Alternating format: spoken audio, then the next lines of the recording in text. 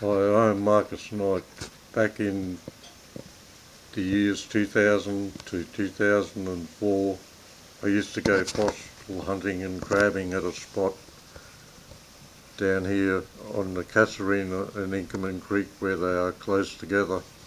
It is opposite two areas of ground which are upper and lower carbon forest over here near the Rundle oil shales. There I used to find fossils and send them to the Queensland Museum, who used to send them back unopened, and when I asked the guy, he told me I had to go down there and put them on his desk if I wanted him to look for anything. So I sent some fossils down to a lady who was interested in ancient fish, and apparently she lost the registered mail that I had sent her. So I went back down to the Port Alma and found some really ginormous vertebra, supposedly of a 30-foot talikos fish.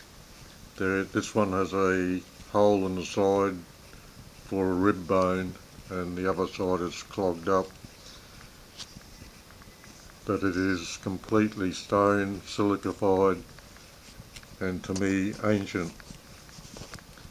And then another 18 months later I found this other one which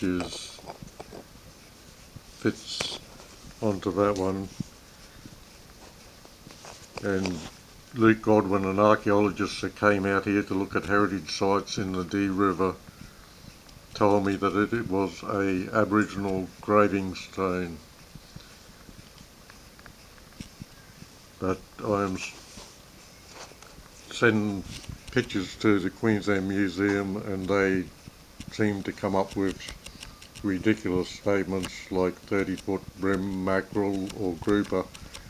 And when I told the people at the Melbourne Museum, they all laughed and asked, "Do you see any 30-foot brim out there in the ocean today?" And I said, "No." They said, "Well, they don't exist.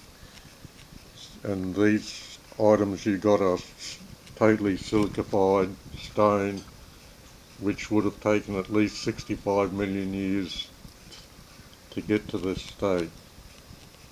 But they weren't interested and turned me away, saying they had plenty of stuff in their stores that they didn't want to, or were too busy to be looking at anyway.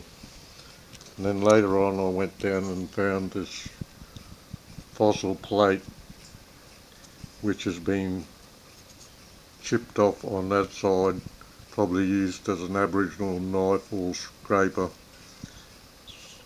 See, Patricia Rich told me that it was probably ancient and I should show an ancient fish expert. I don't think she would have damaged her credibility in getting me to show an ancient fish expert a modern day catfish plate, which also comes from Port Alma. Now I can't sell these items like every modern day people do, so sell brim and mackerel, as the Queensland Museum has stated in a letter that they are heritage items, but they don't really want to do anything to save the heritage area that they were found on.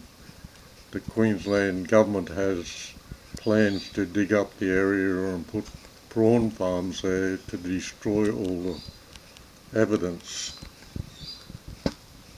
I am too ill to go to Brisbane because of an accident where I was ripped off a 30-foot pole in the railway, and I definitely looked very terrible at times, not really healthy to any sort of state to be travelling.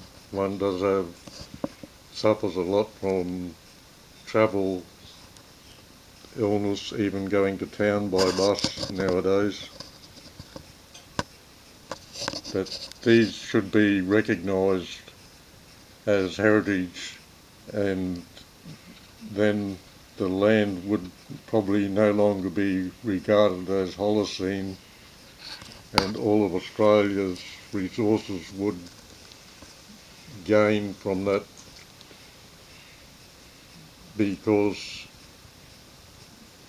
there are many other areas in Australia where fossils are found that have the same sort of types I find down there, and the land is still classified as Holocene.